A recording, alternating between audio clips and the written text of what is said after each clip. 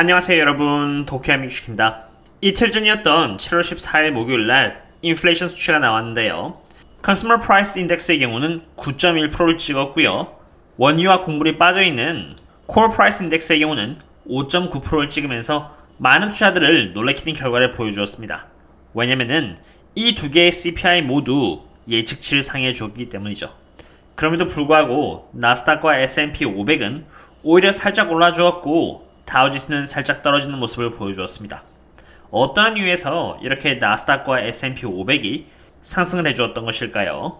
참고로 SOXL 관련된 내용은 조금 이따가 나오니 걱정 안 하셔도 됩니다. 먼저 원유의 상태를 한번 보실까요?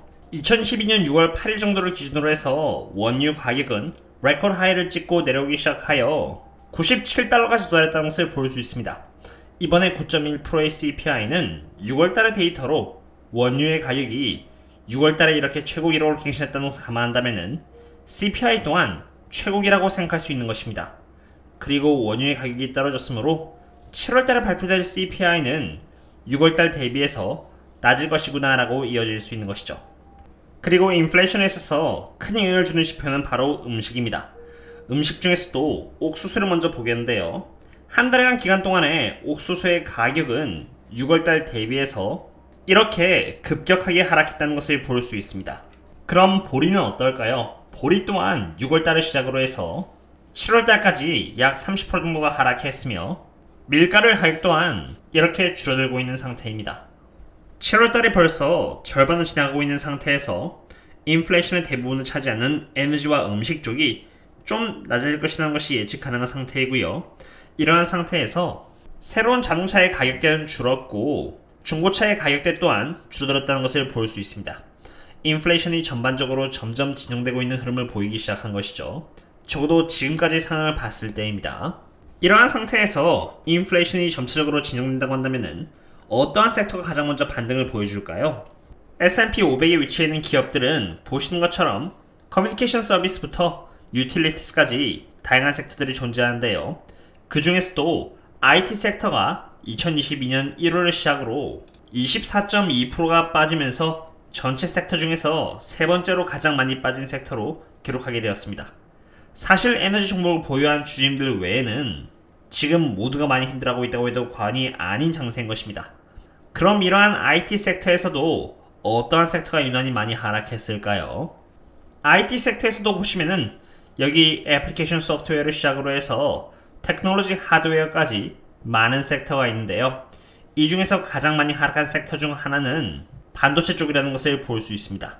반도체 그 이상으로 많이 하락한 섹터는 반도체 장비이고 애플리케이션 소프트웨어 쪽인데 사실 7월 초까지만 해도 이렇게 반도체와 반도체 장비가 가장 많이 하락했었기에 반도체가 지금까지는 가장 많이 하락한 종목이라고 봐도 무방하겠습니다. 그리고 애석하게도 반도체 기업들을 가장 많이 트래킹하고 있는 ETF가 바로 SOXL인데요. 바로 이러한 이유에서 SOXL은 고점 대비 80% 가까이 하락한 상태입니다. S&P 500의 섹터 중 가장 크게 하락한 섹터 중 하나가 바로 IT 쪽이고요. IT 쪽에서도 특히나 반도체가 가장 많이 하락한 섹터 중 하나인 만큼 그러한 섹터의 기업들을 다수 트래킹하고 있는 SOXL이 빠른 회복 속도를 보여주지 않을까 생각됩니다. 먼저 차트의 관점에서 바라본다면 13달러대가 지지선이고요. 이렇게 아래로 향하고 있는 채널의 폭이 점점 좁아지면서 이렇게 13달러대 지지선을 만났습니다.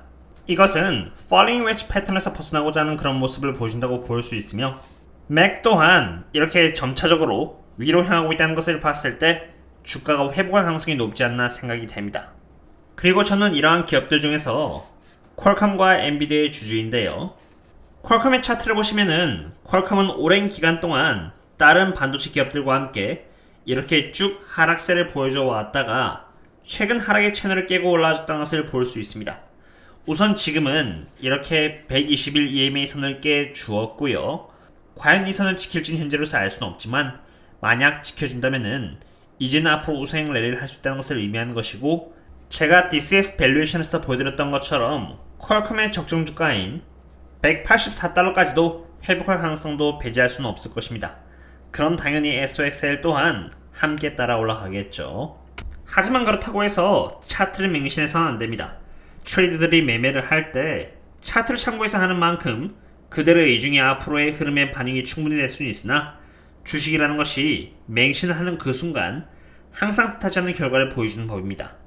그리고 트레이더스 또한 예상하지 못한 이벤트가 발생하면은 바로 향방을 바꿔버리면서 차트가 망가지고 또 다른 전개가 펼칠 수 있기 때문에 본인 스스로에게 부담가는 올인과 같은 행동을 특히나 레버리지 3배에서 해서는 안됩니다.